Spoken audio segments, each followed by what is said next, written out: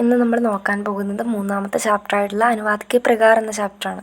അപ്പോൾ സമയമില്ലാത്തതുകൊണ്ട് വളരെ ഷോർട്ടാക്കിയിട്ട് ഈ ചാപ്റ്റർ എക്സ്പ്ലെയിൻ ചെയ്യുന്നുള്ളൂ. ആദ്യമായിട്ട് റോമൻ യാക്കോബ്സൺസ് പ്രതീകിൻ്റെ പ്രകാരം വെച്ചിട്ട് മൂന്നായിട്ട് ഡിവൈഡ് ചെയ്തിട്ടുണ്ട് ഈ ട്രാൻസ്ലേഷനെ. അന്ധാഭാഷിക്, അന്തർഭാഷിക്, അന്തർപ്രതീകാത്മക്. അന്ധാഭാഷികിനെ ഇൻട്രാലിംഗ്വൽ എന്നാണ് പറയുന്നത്. ഇതിൻ്റെ മീനിങ് എന്ന് വെച്ചാൽ ഇതിനെ അന്വയാന്തർ എന്നും പറയും. ഒരു ഭാഷയിലെ പ്രതീക് വ്യവസ്ഥ, അതായത് ഒരു ഭാഷയിൽ ഇപ്പോൾ ഒരു വിധ കാണുമല്ലോ, അതിനെ മറ്റൊരു ഭാഷയിൽ മറ്റൊരു പ്രതീക് വ്യവസ്ഥയിൽ മറ്റൊരു വിധയിൽ ട്രാൻസ്ലേറ്റ് ചെയ്യുന്നതിനെയാണ് അന്ധാഭാഷിക് എന്ന് പറയുന്നത്. അതായത് എക്സാമ്പിൾ, ഇംഗ്ലീഷിലുള്ള ഷേക്സ്പിയറിൻ്റെ ഒരു പോയറ്റിക്കായിട്ടുള്ളൊരു നാടകം, പോയട്രി രൂപത്തിലൊക്കെ എഴുതിയ ഒരു നാടകത്തെ ചാൾസ് ലാംബ് ഇംഗ്ലീഷിൽ തന്നെ ഗദ്യരൂപത്തിൽ, ഇത് ഇൻട്രാലിംഗ്വൽ എന്ന് പറഞ്ഞാൽ അതേ ഭാഷയിൽ തന്നെ മറ്റൊരു വിധയിൽ, അതായത് ഇപ്പം മലയാളത്തിലെ ഒരു നോവലിനെ മലയാളത്തിൽ തന്നെ ഒരു സിനിമയായിട്ട് ഇറക്കുന്നത്, അതൊക്കെ ഈ ചെമ്മീൻ പോലെയൊക്കെ ഉള്ളത്, അതൊക്കെയാണ് ഈ അന്തർഭാഷിക് എന്ന് പറയുന്നത്. അടുത്ത് അന്തർഭാഷിക് എന്ന് പറഞ്ഞാൽ ഇൻ്റർലിംഗ്വൽ, അതായത് ഒരു ഭാഷയിലുള്ള ഒരു രീതിയിലുള്ള ഒരു സംഭവം ഉണ്ടാവുമല്ലോ, അതായത് ഒരു ഭാഷയിൽ ഇപ്പം മലയാളത്തിലെ ഒരു പ്രതീക് വ്യവസ്ഥയിൽ ഒരു സ്റ്റോറിയോ അങ്ങനെ എന്തെങ്കിലുമൊക്കെ മറ്റൊരു ഭാഷയിലെ പ്രതീക് വ്യവസ്ഥയിലേക്ക് മാറ്റുന്നത്. ഇതിൽ അനുവാദക ദ്വിഭാഷിയായിരിക്കണം, അതായത് രണ്ട് ഭാഷയും നന്നായിട്ട് കൈകാര്യം ചെയ്യുന്ന ആളായിരിക്കണം. എക്സാമ്പിൾ, കാളിദാസിൻ്റെ മേഘദൂത്, ഇത് മറ്റ് ഭാഷകളിലേക്കുള്ള ട്രാൻസ്ലേഷൻ. പിന്നെ തകഴിയുടെ രചനകൾ ഹിന്ദിയിലേക്ക് ട്രാൻസ്ലേറ്റ് ചെയ്യുന്നത്, ഇതൊക്കെയാണ് അന്തർഭാഷിക്. ഇനി അന്തർപ്രതീകാത്മക്, ഇതിനെ പ്രതീകാന്തർ എന്നും പറയും. അതായത് ഒന്നിലും രണ്ടിലും പറയുന്ന, ഒന്നാമത്തതിൽ ഇൻട്രാലിംഗ്വൽ, അതായത് ആ ഭാഷയിൽ തന്നെ മറ്റ് വിധകളിലേക്ക് ട്രാൻസ്ലേറ്റ് ചെയ്യുന്നത്. രണ്ടാമത് അന്തർഭാഷിക് എന്ന് പറഞ്ഞാൽ ഒരു ഭാഷയിലെ ഈ സാധനത്തെ എടുത്തിട്ട് മറ്റൊരു ഭാഷയിലേക്ക് ട്രാൻസ്ലേറ്റ് ചെയ്യുന്നത്. അപ്പോൾ ഇത് രണ്ടും കൂടി ചേർന്നിട്ടാണ് അന്തർപ്രതീകാത്മക് വരുന്നത്. എക്സാമ്പിൾ, ഏതെങ്കിലും സ്റ്റോറി അല്ലെങ്കിൽ നോവല് സിനിമയിലേക്ക് ആക്കുന്നത്, അതുപോലെ ചെമ്മീൻ എന്ന ഉപന്യാസത്തിനെ സിനിമയാക്കുന്നത്, കാമായനി എന്ന മഹാകാവ്യത്തിൻ്റെ നൃത്യരൂപത്തിൽ, അതുപോലെ ശാകുന്തൾ നാടകം രവിവർമ്മയുടെ ചിത്രത്തിൽ പ്രസൻറ്റ് ചെയ്തേക്കുന്നത്, ഇതൊക്കെയാണ് അന്തർപ്രതീകാത്മക്. ഇനി അർത്ഥപക്ഷത്തെ ആധാരമാക്കിയിട്ട് മൂന്നായിട്ട് ഡിവൈഡ് ചെയ്തിട്ടുണ്ട് മെയിനായിട്ട്. ശാബ്ദിക് അനുവാദ്, ഭാവാനുവാദ്, ഛായാനുവാദ്. ആദ്യം ശാബ്ദിക് അനുവാദ്, അതായത് വേർഡ് ടു വേർഡ് ട്രാൻസ്ലേഷൻ. ഇതിനെ വെർബൽ ട്രാൻസ്ലേഷൻ എന്നും വേർഡ് ഫോർ വേർഡ് ട്രാൻസ്ലേഷൻ എന്നും ഒക്കെ പറയുന്നുണ്ട്. ശാബ്ദിക് എന്ന് കേൾക്കുമ്പോൾ തന്നെ അറിയാലോ, ശബ്ദ്, വേർഡ്.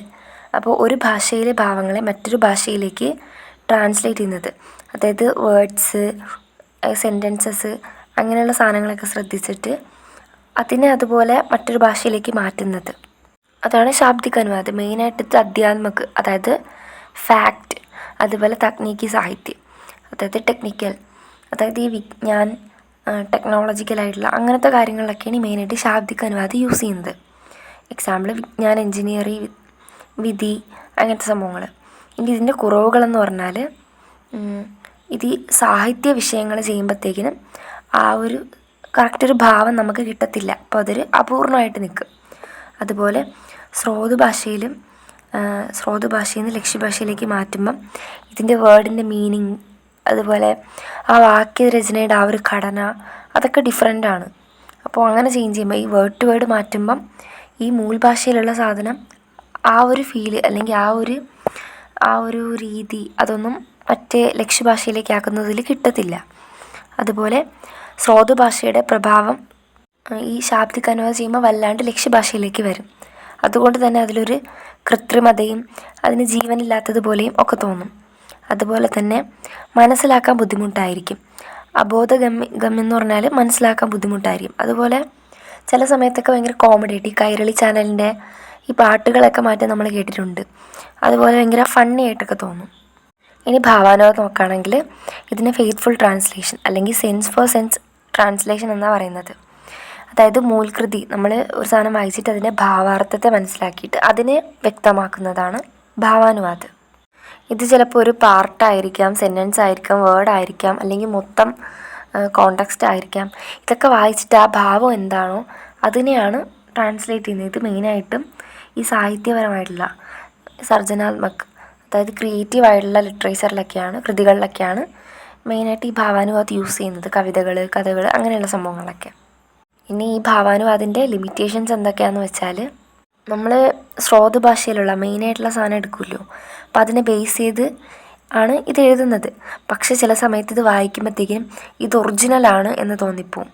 അതായത് മൂൽഭാഷയിലുള്ള കാര്യത്തെ ഭാവാത്മകമായിട്ട് ട്രാൻസ്ലേറ്റ് ചെയ്ത് കഴിയുമ്പം ഇതാണോ ഒറിജിനൽ എന്ന് തോന്നിപ്പോൾ. അതിന് ബെസ്റ്റ് ഒരു എക്സാമ്പിളാണ് ഈ ഉമർ ഖയാൻ്റെ റുബായിയ എന്ന് പറയുന്ന രചന ഫിറ്റ്ജെറാൾഡ് ട്രാൻസ്ലേറ്റ് ചെയ്തപ്പോൾ. അപ്പോൾ എല്ലാവരും വിചാരിച്ചത് ഈ റുബായിയ എന്ന് പറയുന്ന കൃതി ഫിറ്റ്ജെറാൾഡാണ് റിയലായിട്ട് എഴുതിയതെന്നാണ് വിചാരിച്ചത്. അതുപോലെ ഈ ഭാവാനുവാദിൻ്റെ മറ്റൊരു ലിമിറ്റേഷൻ എന്ന് പറയുമ്പം ഇത് വായിക്കുമ്പം മൂൽ രചനയുടെ ശൈലി അല്ലെങ്കിൽ സൗന്ദര്യം നമുക്ക് മനസ്സിലാവത്തില്ല. അതുപോലെ അനുവാദകന് തൻ്റേതായിട്ടുള്ളൊരു ശൈലി കാണും. ഇത് മൂൽ കൃതിയിൽ നിന്ന് വായിച്ചിട്ട് അതിൽ നിന്ന് വളരെ ഫ്രീ ആയിട്ട് ഇൻഡിപെൻഡൻ്റ് ആയിട്ട് അനുവാദക് തൻ്റെ ഇഷ്ടപ്രകാരം തൻ്റേതായിട്ടുള്ള ശൈലിയിൽ എഴുതുന്നതാണ്. അതുപോലെ അനുവാദകൻ്റെ ഒരു വ്യക്തിത്വത്തിൻ്റെ പ്രഭാവം നമുക്ക് ഈ ട്രാൻസ്ലേഷനിൽ നിന്ന് കിട്ടും. ഇനി ഛായാനുവാദം എന്ന് പറഞ്ഞാൽ ഫ്രീ ട്രാൻസ്ലേഷൻ. അതായത് ഈ സോഴ്സ് അല്ലെങ്കിൽ ഈ ഒരു ബേസ് ആയിട്ടുള്ള സാധനം ഈ മൂലകൃതി വായിച്ചിട്ട് ട്രാൻസ്ലേറ്ററിൻ്റെ മനസ്സിൽ എന്താണോ മനസ്സിലായത്, അല്ലെങ്കിൽ അയാളുടെ മനസ്സിൽ എന്ത് പ്രഭാവമാണോ അത് ഇൻഫ്ലുവൻസാണോ ഉണ്ടാക്കിയത്, എന്താണോ അയാൾക്ക് മനസ്സിലായത് അത് ഉദ്ദേശിക്കുന്ന ഭാഷയിലേക്ക്, ലക്ഷ്യഭാഷയിലേക്ക് ട്രാൻസ്ലേറ്റ് ചെയ്യും. ഇതാ മൂൽകൃതിയുടെ ഒരു ഷെയ്ഡ് അല്ലെങ്കിൽ ഒരു ചെറിയൊരു ഛായ മാത്രമേ തരുന്നുള്ളൂ. അതുപോലെ കുറേയൊക്കെ ഈ അനുവാദക കയ്യിൽ നിന്നിടുന്നത് പോലെയും അങ്ങനെയൊക്കെ വരാൻ ചാൻസ് ഉണ്ട്. ഇനി അടുത്ത് രൂപാന്തരണം എന്താണെന്ന് നോക്കാം. രൂപാന്തരണം എന്ന് പറഞ്ഞാൽ അഡോപ്റ്റേഷൻ. ഇത് ഈ ഛായാനുവാദിൻ്റെ തന്നെ ഒരു വിധയാണ്. ഈ രൂപാന്തരണിൽ മൂൽകൃതി ഉണ്ടല്ലോ, അതിൽ ക്യാരക്ടേഴ്സിൻ്റെ പേര്, ദേശകാൽ, വാതാവരൺ ഇങ്ങനെയുള്ള സംഭവങ്ങളൊക്കെ ട്രാൻസ്ലേറ്റ് ചെയ്യുകയും ചെയ്യും, ഇപ്പം വേണ്ടെങ്കിൽ ചെയ്യുന്നുമില്ല. Example Bharatendu Harishchandra merchant of Venice എന്ന് പറയുന്ന കൃതിയുടെ ട്രാൻസ്ലേഷൻ ദുർലഭ് ബന്ധു അല്ലെങ്കിൽ ബങ്പൂർക്ക മഹാജൻ എന്ന് പറയുന്ന പേരിൽ പബ്ലിഷ് ചെയ്തു, അപ്പോൾ ട്രാൻസ്ലേറ്റ് ചെയ്തു. ഇതിൽ ഭാരതേന്ദു ആൻ്റോണി എന്ന് പറഞ്ഞ ക്യാരക്ടറിന് ആനന്ദ് എന്നും ബൈസാനിയയ്ക്ക് ബസന്ത് എന്നും പോഷാനിയയ്ക്ക് പുരശ്രീ എന്നൊക്കെ പേര് കൊടുത്തു, പേരൊക്കെ മാറ്റി ക്യാരക്ടേഴ്സിൻ്റെ. ഇതൊക്കെ ഈ അഡോപ്റ്റേഷൻ്റെ ഒരു എക്സാമ്പിളാണ്. ഇനി അടുത്ത് ആദർശാനുവാദ്. ഏറ്റവും ബെസ്റ്റായിട്ടുള്ള അനുവാദമാണ് ഈ ആദർശാനുവാദ്. ഇതിലാണെങ്കിൽ ഭാവാനുവാദം ഈ ശബ്ദാനുവാദം ഇത് രണ്ടും കൂടി ചേർന്ന് എന്താണോ കറക്റ്റ് വേണ്ടത് അതാണ് ഈ ആദർശാനുവാദിൽ പ്രസൻറ്റ് ചെയ്യുന്നത്. അടുത്ത് ഭാഷാന്തരണം അല്ലെങ്കിൽ ഇൻ്റർപ്രിട്ടേഷൻ എന്താണെന്ന് നോക്കാം. ദുഭാഷിയ, അതായത് ഈ ട്രാൻസ്ലേറ്ററിലൂടെ ചെയ്യുന്ന ട്രാൻസ്ലേഷനാണ് ഈ വാർത്താനുവാദ്. ഈ വാർത്താനുവാദ് തന്നെയാണ് ഈ ഭാഷാന്തരണം. ഇതിനെ അനുവചനം എന്നും പറയും. ഈ ദുഭാഷിയ എന്ന് പറഞ്ഞാൽ ഇപ്പോൾ വ്യത്യസ്തമായിട്ടുള്ള ഭാഷകൾ സംസാരിക്കുന്ന രണ്ട് പേരുടെ ഇടയിൽ ഇവരുടെ ഒരു കോൺവെർസേഷന് ബുദ്ധിമുട്ടില്ലാണ്ട് അതിൻ്റെ ആ ഒരു പ്രശ്നങ്ങളൊക്കെ ഇവർ തമ്മിൽ സംസാരിക്കുമ്പം ഡിഫറെൻറ്റ് ലാംഗ്വേജാണ്, അപ്പോൾ അവർക്ക് മനസ്സിലാകത്തില്ല. അപ്പോൾ ഇതിനിടയ്ക്കൊരു മീഡിയേറ്റർ പോലെ ആ ഒരു പ്രോബ്ലംസൊക്കെ അകറ്റാനും അങ്ങോട്ടും ഇങ്ങോട്ടും ഇവർ പറയുന്നത് എന്താണെന്ന് മനസ്സിലാക്കി കൊടുക്കാനും ഒക്കെ ഹെൽപ്ഫുള്ളാവുന്നൊരു വ്യക്തിയാണ് ഈ ദുഭാഷിയ എന്ന് പറയുന്നത്. ഇയാളുടെ ഈ ജോലിയാണ് അല്ലെങ്കിൽ ഈ ദുഭാഷിയുടെ ജോലിയാണ് ഈ ഭാഷാന്തരണം അഥവാ ഇൻ്റർപ്രിട്ടേഷൻ. അതായത് നമ്മളിപ്പോൾ രാജീവ് ഗാന്ധിയുടെ സ്പീച്ചൊക്കെ കാണുമ്പം സൈഡിലൊരു ട്രാൻസ്ലേറ്ററായിട്ട് ഒരാൾ നിൽക്കും. അതായത് അയാൾ ഹിന്ദിയിൽ പറയുന്ന കാര്യങ്ങൾ മലയാളത്തിലേക്ക് പറഞ്ഞു കൊടുക്കാനായിട്ട്. ഇനി ഈ ദുഭാഷിയുടെ ഗുണങ്ങൾ, ഈ ട്രാൻസ്ലേറ്ററിൻ്റെ ഗുണങ്ങൾ എന്താണെന്ന് വെച്ചാൽ രണ്ട് ഭാഷകളുടെയും ഒക്കാബുലറി നന്നായിട്ട് അറിഞ്ഞിരിക്കണം. അതായത് വേർഡ്സൊക്കെ കറക്റ്റായിട്ട് കിട്ടിയിരിക്കണം. അതുപോലെ നന്നായിട്ട് ശ്രവണ ശക്തി, ഈ പറയുന്ന കാര്യം പെട്ടെന്ന് നന്നായിട്ട് കേൾക്കാനും ശ്രദ്ധിക്കാനും ഒക്കെയുള്ള നല്ലൊരു ശ്രവണ ശക്തി വേണം. പിന്നെ അദ്ദേഹത്തിൻ്റെ ഉച്ചാരണം വളരെ നന്നായിരിക്കണം. കാരണം ഈ ഒരാൾ പറയുന്ന കാര്യം കേട്ട് മനസ്സിലാക്കി അതുപോലെ തിരിച്ച് ആൾക്കാരിലേക്ക് എത്തിക്കാനുള്ളതാണ്. അപ്പോൾ ഉച്ചാരണം നല്ലതായിരിക്കണം. പിന്നെ പതറാണ്ട് ഈ മെയിനായിട്ടുള്ള ആൾ എന്താണ് പറയുന്നത് അതിനെ മറ്റുള്ളവരിലേക്ക് സ്പഷ്ടമായിട്ട് പറഞ്ഞു കൊടുക്കണം. സിമ്പിൾ സെൻറ്റൻസസിൽ സിമ്പിളായിട്ട് മനസ്സിലാകുന്ന രീതിയിലായിട്ട് ട്രാൻസ്ലേറ്റ് ചെയ്ത് കൊടുക്കാൻ പറ്റണം. ഇതൊക്കെയാണ് ഈ ദുഭാഷിയുടെ ഗുണങ്ങൾ. ഈ ദുഭാഷിക്ക് അല്ലെങ്കിൽ ഒരു ഭാഷാന്തരക്കാരന് കിട്ടാത്ത അവൈലബിലിറ്റീസ്, സുവിധ എന്ന് പറഞ്ഞാൽ അയാൾക്ക് ലഭിക്കാത്ത ഈ സൗകര്യങ്ങൾ, അതുപോലെ തന്നെ ഈ ദുഭാഷിയുടെയും അനുവാദകൻ്റെയും ഡിഫറൻസ് എന്താണെന്നും ഇവിടെ പറയുന്നുണ്ട്. ഇപ്പോൾ ഒരു ട്രാൻസ്ലേറ്റർ അനുവാദകനാണെങ്കിൽ ഡിക്ഷണറി നോക്കാൻ പറ്റും. അറിയാത്ത വേർഡ്സൊക്കെ വരുമ്പോഴത്തേക്കിനും ഡിക്ഷണറി നോക്കാൻ റിഫർ ചെയ്യാനൊക്കെ പറ്റും. പക്ഷെ ഒരു ദുഭാഷിക്ക്, ഒരു വിവർത്തകന്, അതായത് ഈ പറഞ്ഞു കൊടുക്കുന്ന ആൾക്ക് പെട്ടെന്നത് പോസിബിൾ അല്ല, അത് സ്പോട്ടിൽ ചെയ്യുന്ന കാര്യമാണ്. അതുപോലെ ഒരു അനുവാദകന് അതായത് ബേസ്, ആ ഒരു മൂൽ സാമഗ്രിയുടെ മീനിങ് എന്തെങ്കിലും ഡൗട്ടൊക്കെ ഉണ്ടെങ്കിൽ മറ്റാരോടെങ്കിലുമൊക്കെ ഹെൽപ്പ് ചോദിക്കാൻ പറ്റും, അല്ലെങ്കിൽ എന്തെങ്കിലുമൊക്കെ ഹെൽപ്പ് ചോദിക്കാൻ പറ്റും. മനസ്സിലാത്ത ഡൗട്ട്സൊക്കെ ചോദിച്ച് ക്ലിയർ ചെയ്യാൻ പറ്റും. പക്ഷേ ഈ ദുഭാഷിക്ക് ആ ഒരു ചാൻസ് അവൈലബിൾ അല്ല. ഈ ഒരു അനുവാദകന് വായിക്കുമ്പോൾ ഇത്തിരി ഹാർഡായിട്ട് തോന്നുമെങ്കിൽ ഒരുപാട് തവണ വായിച്ച് മനസ്സിലാക്കി അങ്ങനെ മെനക്കെടാൻ പറ്റും. പിന്നെയും പിന്നെ അത് വായിക്കാനും മനസ്സിലാക്കാനും അതിനൊക്കെയുള്ളൊരു ചാൻസ് ഉണ്ട്. പക്ഷേ ഈ ദുഭാഷിക്ക് അതിനുള്ള സമയം ഇല്ല, ടൈം, അതിനുള്ള അവകാശം കിട്ടുന്നില്ല. ഒരു അനുവാദകന് ഒരുപാട് സമയം കിട്ടും, ആവശ്യത്തിനുള്ള സമയം കിട്ടും. പക്ഷേ ദുഭാഷിയുടെ ടൈം എന്ന് പറയുമ്പോൾ ലിമിറ്റഡ് ആണ്. അതുപോലെ തന്നെ ഒരു അനുവാദകന് ആ മൂൽ സാമഗ്രിയുടെ ചിഹ്നങ്ങളും അർത്ഥവും, അതായത് അർത്ഥവിരാമം, ആ ഒരു ഫുൾ സ്റ്റോപ്പും അതിൻ്റെ ആ ഒരു ചിഹ്നങ്ങളും പൂർവ്വവിരാമം, ഇങ്ങനത്തെ സാധനങ്ങളൊക്കെ വെച്ചിട്ട് അതിൻ്റെ മീനിങ് ഏകദേശം മനസ്സിലാക്കാൻ പറ്റും. പക്ഷേ ഈ ഒരു ദുഭാഷിക്ക് ഈ ഒരാൾ പറയുന്ന കേൾക്കുമ്പോഴത്തേക്കിനും ഇവിടെ എവിടെയാണ് ഫുൾ സ്റ്റോപ്പ് ഇടാനുള്ളത്, എവിടെയാണ് ഈ മറ്റേ അതിശയോക്തി ഇടാനുള്ളത്, അതൊന്നും മനസ്സിലാവത്തില്ല. അപ്പോൾ ഇതൊക്കെയാണ് ഒരു ദുഭാഷിക്ക് കിട്ടാണ്ട് പോകുന്ന ആ ഒരു സൗകര്യങ്ങൾ, സുവിധായം. ഇനി ഈ വിഷയവസ്തുവിൻ്റെയും പ്രകൃതിയുടെയും ദൃഷ്ടിയിൽ രണ്ടായിട്ട് തിരിച്ചിട്ടുണ്ട് ഈ അനുവാദനം, സാഹിത്യകെന്നും സാഹിത്യേതരെന്നും. സാഹിത്യപരമായിട്ടുള്ള വിഷയങ്ങളിൽ ചെയ്യുന്ന ട്രാൻസ്ലേഷനാണ് ഈ സാഹിത്യക്. ഇതിൽ കാവ്യാനുവാദ്, നാടകാനുവാദ്, കഥാനുവാദ്, അങ്ങനെ ഈ ഇപ്പം ആത്മകഥ, നിബന്ധ്, അങ്ങനത്തെ സാധനങ്ങൾ, നിബന്ധല്ല, ആത്മകഥ, നിബന്ധ്, അങ്ങനത്തെ ഈ സാഹിത്യപരമായിട്ടുള്ള സംഭവങ്ങളൊക്കെ ട്രാൻസ്ലേറ്റ് ചെയ്യുന്നതാണ് ഈ സാഹിത്യക് അനുവാദ്. ഇതിനെ ശൈലീപ്രധാൻ അനുവാദം എന്നും പറയും. ഇത് പിന്നെ ആലങ്കാരികമായിരിക്കും, കലാപരമായിട്ടുള്ള ശൈലിയായിരിക്കും, വൈയക്തികമായിരിക്കും. ഈ ഒരു ട്രാൻസ്ലേഷനിൽ അർത്ഥം നഷ്ടമാകാനുള്ള ചാൻസസ് കൂടുതലാണ്. ഈ സാഹിത്യക അനുവാദം ചെയ്യുമ്പോൾ എപ്പോഴും ഭാവാനുവാദമാണ് മഹത്വപൂർണ്ണമായിട്ടുള്ളത്.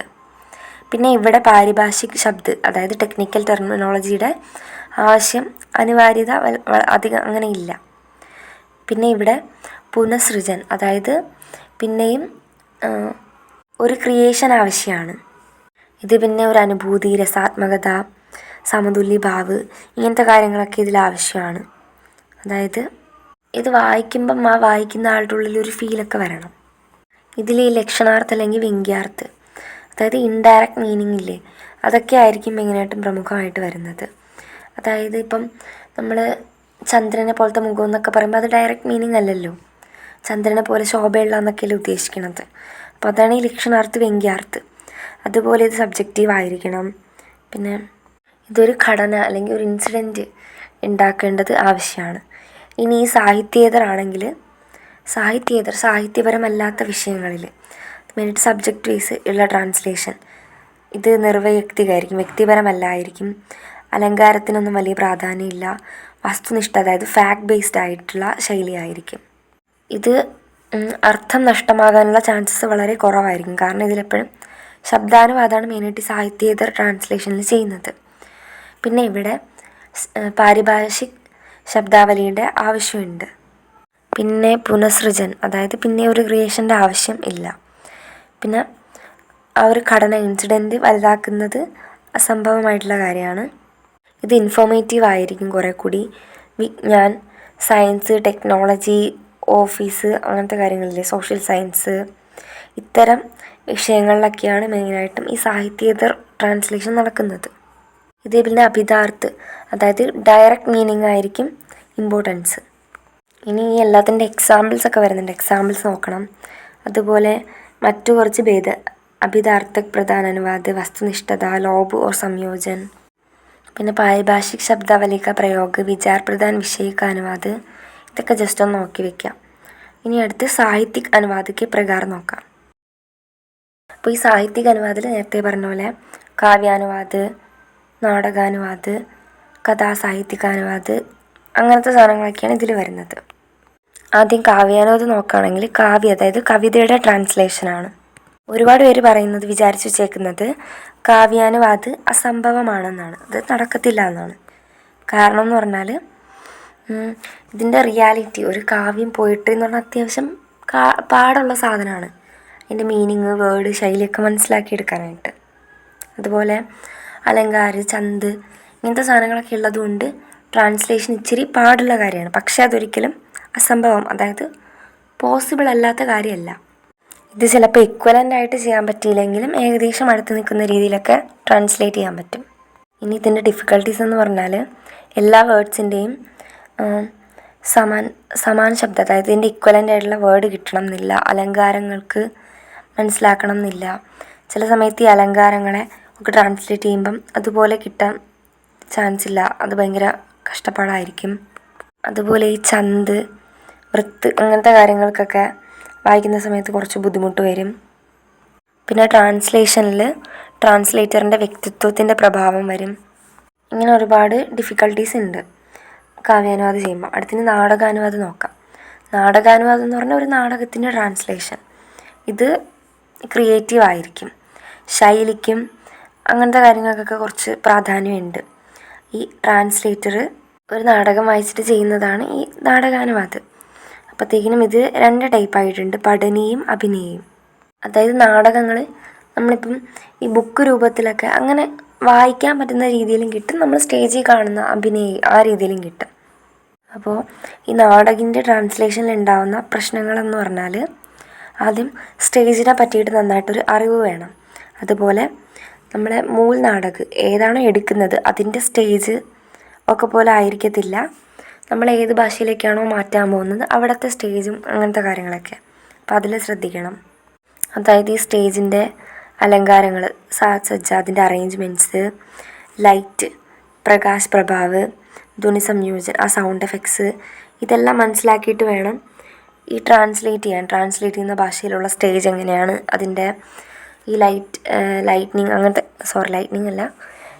അങ്ങനത്തെ കാര്യങ്ങൾ, അതുപോലെ അവിടുത്തെ സൗണ്ട് എഫക്ട്സ്, ഇതൊക്കെ മനസ്സിലാക്കിയിട്ട് വേണം ഈ ഒരു അറേഞ്ച്മെൻറ്റൊക്കെ മനസ്സിൽ സെറ്റ് ചെയ്തിട്ട് വേണം എഴുതാനായിട്ട്. അതുപോലെ നാടകത്തിൽ ഒരുപാട് ഡയലോഗ്സ് ഒക്കെ ഉണ്ട്. അപ്പോൾ എഴുതുന്ന ഭാഷയും അതുപോലെ ഡയലോഗ്സ് ഒക്കെ ഉള്ളതായിരിക്കണം. അതുപോലെ മുഹാവര അല്ലെങ്കിൽ ലോകോക്തി, ഫ്രേസസും ഇഡിയംസും ഒക്കെ വരുമ്പോഴത്തേക്കിനും അതുപോലെ ഇപ്പോഴത്തെ ഭാഷയിലും ലക്ഷ്യഭാഷയിലേക്കും ട്രാൻസ്ലേറ്റ് ചെയ്യുമ്പം അതെല്ലാം ഉൾക്കൊള്ളാൻ നോക്കണം. അതുപോലെ ഓരോ ക്യാരക്ടേഴ്സും ഡിഫറെൻ്റ് ആയിരിക്കും.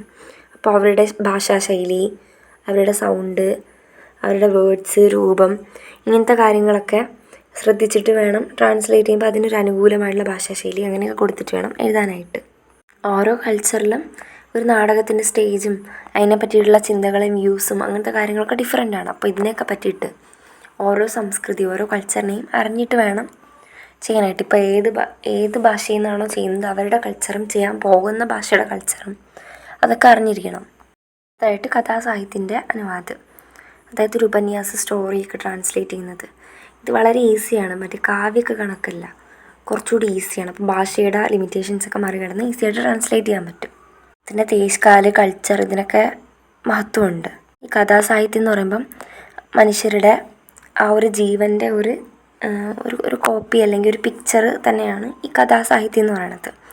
അപ്പോൾ അവരുടെ രീതികൾ, ജീവിതത്തിൻ്റെ മൂല്യങ്ങൾ, അവരുടെ ഉത്സവങ്ങൾ, അവരുടെ ആ ഒരു വാതാവരണം, അങ്ങനത്തെ കാര്യങ്ങളെല്ലാം അതുപോലെ ഇതിലും ട്രാൻസ്ലേറ്റ് ചെയ്യുമ്പം വരണം. അപ്പോൾ ഒരു ട്രാൻസ്ലേറ്റർ സ്രോതഭാഷയിലുള്ള കൾച്ചറും പരിവേഷവും ഒക്കെ ലക്ഷ്യഭാഷയിലേക്ക് പിന്നെയും റീക്രിയേറ്റ് ചെയ്യണം. എക്സാമ്പിൾ തകഴി, എസ്.കെ. പൊറ്റക്കാട്, ബഷീർ, അവരുടെയൊക്കെ സ്റ്റോറീസൊക്കെ വേറെ ഭാഷയിലേക്ക് ട്രാൻസ്ലേറ്റ് ചെയ്തിട്ടുണ്ട്. അതുപോലെ ദസ്തയേവ്സ്കി, ടോൾസ്റ്റോയ്, അങ്ങനെ ഒരുപാട് പേര് വേൾഡ് ഫേമസ് ആണ്. അതിന് കാരണം എന്താണ്? ഈ ഒരു ഭാഷയുടെ ഈ ഒരു ട്രാൻസ്ലേഷനാണ്. ഇനി അടുത്ത് സാഹിത്യേതര അനുവാദം നോക്കാം. ഇതിലാദ്യത്തേത് വൈജ്ഞാനിക സാഹിത്യക അനുവാദം. ഇതിനെ ട്രാൻസ്ഫർ ഓഫ് ഇൻഫർമേഷൻ എന്ന് പറയുന്നുണ്ട്. അതായത് ഈ ടെക്നോളജിക്കലായിട്ടുള്ള അല്ലെങ്കിൽ സയൻസ് അങ്ങനത്തെ വിജ്ഞാനപരമായിട്ടുള്ള വിഷയങ്ങൾ ചെയ്യുന്നതാണ് ഈ വൈജ്ഞാനിക സാഹിത്യം. ഈ ട്രാൻസ്ലേഷനിൽ 4 കാര്യങ്ങളാണ് മെയിനായിട്ട് ട്രാൻസ്ലേറ്റർ ശ്രദ്ധിക്കാനുള്ളത്. സ്രോതഭാഷ, ലക്ഷ്യഭാഷ, അതുപോലെ വിഷയത്തിനെ പറ്റിയിട്ടുള്ള ജ്ഞാനം, പിന്നെ പാരിഭാഷിക് ശബ്ദാവലി. ഈ 4 കാര്യങ്ങളാണ് മെയിനായിട്ട് ട്രാൻസ്ലേറ്ററിന് വേണ്ടത്. ഇതിൽ ഈ വിഷയ വസ്തുവിനാണ് ഇമ്പോർട്ടൻസ്.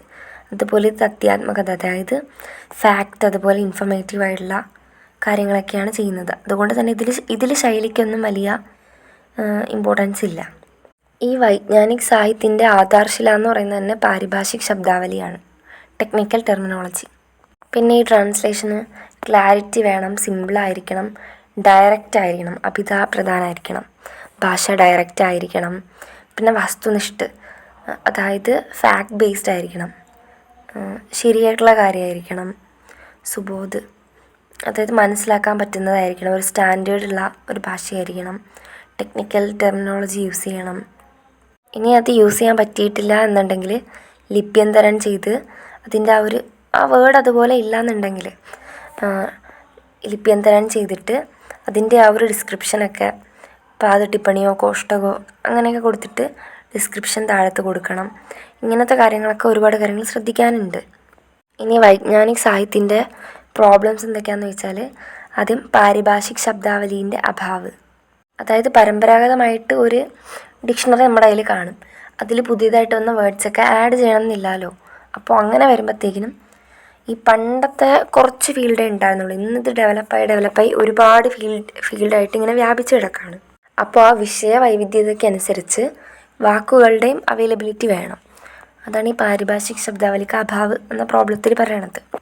പിന്നെ ഈ പാരിഭാഷിക് ശബ്ദാവലിക്ക് അനേകരൂപത, അതായത് ഒരു വേർഡ് തന്നെ പലയിടത്തും പല മീനിങ്ങിൽ യൂസ് ചെയ്യുമായിരിക്കും. അങ്ങനെ വരാൻ പാടില്ല. ഈ പാരിഭാഷിക് ശബ്ദാവലി ഒറ്റ വേർഡിന് ഒറ്റ മീനിങ്, ആ ഒരു രീതിയിലായിരിക്കണം വേണ്ടത്. പിന്നെ വിഷയജ്ഞാനിക കമ്മി, അതായത് ആ ടോപ്പിക്കിനെ പറ്റിയിട്ടുള്ള അറിവില്ലായ്മ, അതൊരു പ്രോബ്ലമാണ്. പിന്നെ തദ്ധ്യാത്മക് പ്രാമാണികതാക്കി രക്ഷ, അതായത് ആ ഫാക്റ്റ് അതിനെ നിലനിർത്തണം. അതായത് റൈറ്റർ എന്താണോ ശരിക്കും പറഞ്ഞിരിക്കുന്നത് അതതുപോലെ കറക്റ്റായിട്ടുള്ള രൂപത്തിൽ ട്രാൻസ്ലേറ്റ് ചെയ്യുമ്പം വരണം, ശരിയായിട്ടുള്ള എക്സ്പ്രഷൻ. അടുത്ത സങ്കേതം ഓർ പ്രതീകവും അനുവാദിക്ക് സമസ്യയായി, അതായത് ഈ സങ്കേതമോ പ്രതീകമോ സിമ്പിൾസ് അങ്ങനത്തെയൊക്കെ കാര്യങ്ങളുണ്ടല്ലോ, അതൊക്കെ ചെയ്യുമ്പോഴത്തേക്കിനും അതുപോലെ കറക്റ്റായിട്ടുള്ളതൊക്കെ നോക്കിയിട്ട് വേണ്ട സ്ഥലത്ത് എന്താണ് ഇടേണ്ടത് അങ്ങനെയൊക്കെ പ്രത്യേക ചിഹ്നം അങ്ങനെയൊക്കെ ആഡ് ചെയ്യണം. ഇനി ഇതിൻ്റെ സൊല്യൂഷൻസും പറയുന്നുണ്ട്. സമൃദ്ധമായിട്ടുള്ള പാരിഭാഷിക് ശബ്ദാവലി അവൈലബിൾ ആക്കുക. അതുപോലെ ഈ പാരിഭാഷിക് ശബ്ദാവലി സംസ്കൃത നിഷ്ഠത്തിൽ നിന്ന് കുറച്ചുകൂടി മാറി ഇൻ്റർനാഷണൽ ലെവലിലൊക്കെ, അതായത് കുറേ കൂടി മിക്ക ഭാഷകളിലും പ്രചലിതമായിട്ടുള്ള വേർഡ്സൊക്കെ യൂസ് ചെയ്യൽ, അതുപോലെ തൻ്റെ ഭാഷകളിലെ വേർഡ്സ് ഉപസർഗം അങ്ങനെയൊക്കെ യൂസ് ചെയ്തിട്ട് അനുവാദക് അതായത് ഇക്വലൻ്റ് ആയിട്ടുള്ള ഒരു പാരിഭാഷിക് ശബ്ദം ഉണ്ടാക്കിയെടുക്കൽ. ഇതൊക്കെ ഞാൻ ജസ്റ്റ് ഒന്ന് പറഞ്ഞു പോകുന്നുള്ളൂ, അപ്പോൾ ഡീറ്റെയിൽ ആയിട്ടൊന്ന് വായിക്കുക. പാരിഭാഷിക് ശബ്ദാവലി ഓർ അനുവാദ് നേരത്തെ പറഞ്ഞു വച്ചിട്ട് തന്നെ മനസ്സിലായി കാണും. ഈ പാരിഭാഷിക് ശബ്ദാവലി ടെക്നിക്കൽ ടെർമിനോളജി എത്രത്തോളം അനുവാദത്തിൽ ഇമ്പോർട്ടൻ്റ് ആണെന്ന്. പാരിഭാഷിക് ശബ്ദം എന്ന് പറഞ്ഞാൽ എന്തെങ്കിലും ഒരു കൺസെപ്റ്റൊക്കെ വ്യക്തമാക്കുന്ന, അർത്ഥത്തെ വ്യക്തമാക്കുന്ന വേർഡ്സിനെയാണ് ഈ പാരിഭാഷിക് ശബ്ദ് എന്ന് പറയുന്നത്. ഇതതിൻ്റെ യൂസേജ് അനുസരിച്ച് 3 രീതിയിലുണ്ട്. സാമാന്യ ശബ്ദ്, അർത്ഥ പാരിഭാഷിക് അല്ലെങ്കിൽ തക്നീക്കി, ഇങ്ങനെ 3 രീതിയിലാണ് ഇതിൻ്റെ പ്രയോഗം വെച്ചിട്ട് തിരിച്ചിരിക്കുന്നത്. സാമാന്യം എന്ന് പറഞ്ഞാൽ നമ്മൾ ഡെയിലി യൂസ് ചെയ്യുന്നത്. അർത്ഥ പാരിഭാഷികം എന്ന് പറഞ്ഞാൽ പാരിഭാഷികമായിട്ട് യൂസ് ചെയ്യും, ഡെയിലി അങ്ങനെ നോർമലായിട്ടും അല്ലാണ്ടൊക്കെ രണ്ടിലും വരുന്ന വേർഡ്സ്. ഇനി പാരിഭാഷിക അല്ലെങ്കിൽ തക്നീക്കി എന്ന് പറഞ്ഞാൽ ഈ സയൻസ് പോലത്തെ അങ്ങനത്തെ കാര്യങ്ങൾക്കൊക്കെ അങ്ങനത്തെ ടോപ്പിക്സിലൊക്കെ യൂസ് ചെയ്യുന്ന വേർഡ്സ്. അപ്പോൾ ഇതിൻ്റെ എക്സാമ്പിളൊക്കെ നോക്കുക. ഇനി വളരെ ഇമ്പോർട്ടൻ്റ് ആയിട്ടുള്ളൊരു കാര്യമാണ് പാരിഭാഷിക് ശബ്ദയ്ക്ക് വിശേഷതായം.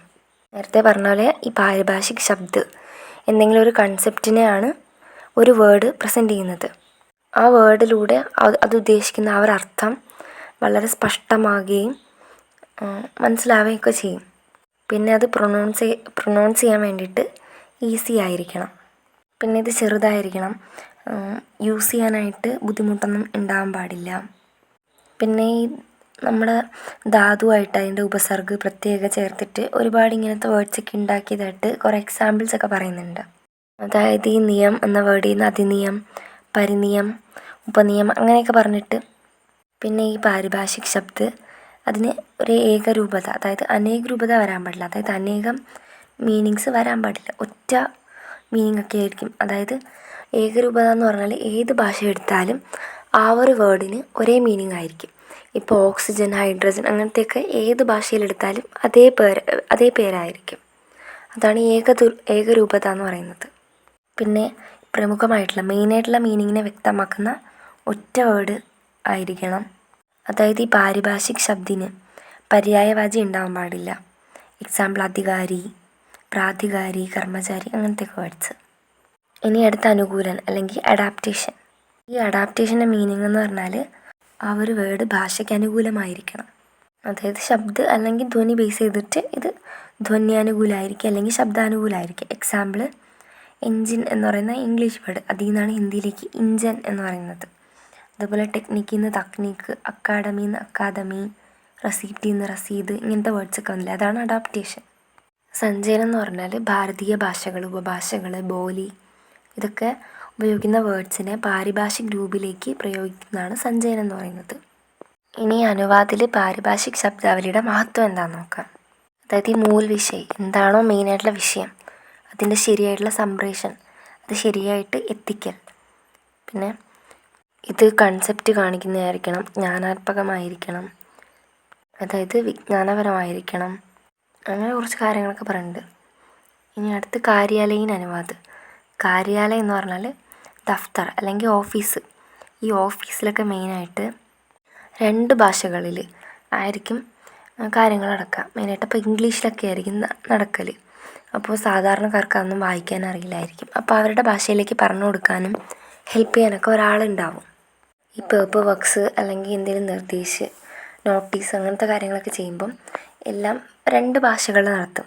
ഇതൊക്കെയാണ് ഈ കാര്യാലയീൻ അനുവാദിൽ വരുന്നത്. ഈ കാര്യാലയീൻ അനുവാദ് ഡയറക്റ്റ് ആയിരിക്കും, അഭിധാപ്രധാനമായിരിക്കും.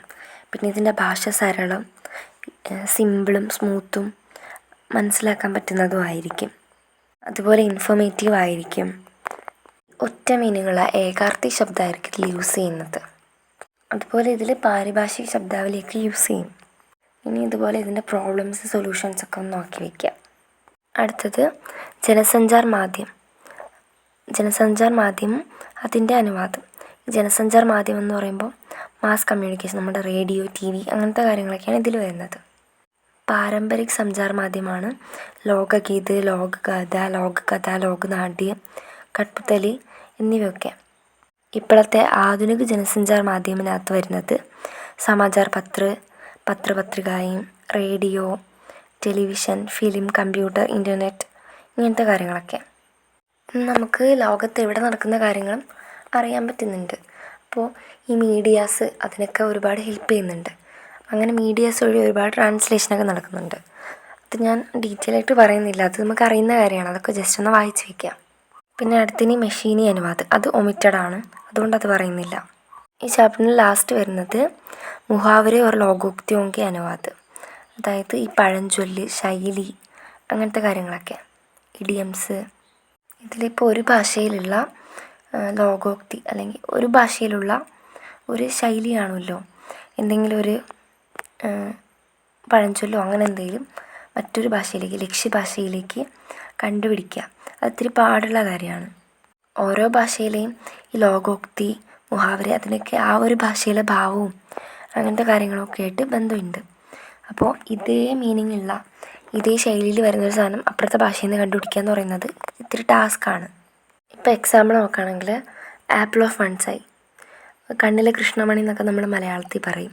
ഹിന്ദിയിലാണെങ്കിൽ ആങ്കോങ്ക താര, നക്ഷത്രം, കണ്ണിലെ നക്ഷത്രം എന്നൊക്കെ പറയാം. അതുപോലെ വേറൊന്ന് എൻ ആരോ എസ്കേപ്പ്, ബാൽ ബച്ന, ഇതാണ് ഹിന്ദിയിൽ പറയുന്നത്. നമ്മൾ മലയാളത്തിൽ തലനാരിഴയ്ക്ക് രക്ഷപ്പെടാമെന്നൊക്കെ പറയത്തില്ലേ, അത്. ഇതൊക്കെയാണ് ഈ മുഹാവര എന്ന് പറയുന്നത്. അപ്പോൾ ഈ മുഹാവരയുടെ ട്രാൻസ്ലേഷൻ ആണ് ഇവിടെ വരുന്നത്. ഇനി അടുത്ത് ലോകോക്തിയോങ്ക അനുവാദിൽ ലോകമേം പ്രചലിത ഉക്തി, അതായത് ലോകത്തിൽ പ്രചലിച്ചിരിക്കുന്ന ഉക്തി, പറച്ചിൽ, അതാണ് ഈ ലോകോക്തി എന്ന് പറയുന്നത്. ഇതിൻ്റെ മറ്റൊരു പേരാണ് കഹാവത്ത്. ഇതിന് ട്രാൻസ്ലേറ്റ് ചെയ്യാൻ കുറച്ച് ടഫായിട്ടുള്ള കാര്യമാണ്. അതായത് ഒരു സൊസൈറ്റിക്ക് അതിൻ്റേതായിട്ടുള്ള രീതി, കൾച്ചർ, പരമ്പര അങ്ങനത്തെ കാര്യങ്ങളൊക്കെ ഉണ്ട്. അപ്പോൾ അതിലുള്ളൊരു ലോകോക്തിയെ അവരുടെ ആ ഒരു കൾച്ചറും കാര്യങ്ങളൊക്കെ ആയിട്ട് പ്രചരിച്ചിരിക്കുന്നതായിരിക്കും. അതിനെ ഇപ്പോൾ മറ്റൊരിടത്തേക്ക് കൊണ്ടുപോകാന്ന് പറയുന്നത് വളരെ കഷ്ടമുള്ളൊരു കാര്യമാണ്. ഇത് കുറച്ച് വ്യംഗ്യാത്മകമായിട്ടാണ് വരുന്നത്. എക്സാമ്പിൾസ് നോക്കുകയാണെങ്കിൽ all the glitters is not gold, English പറയും all that glitters is not gold, നമ്മൾ മലയാളത്തിൽ പറയും മിന്നുന്നതെല്ലാം പൊന്നല്ല എന്ന്.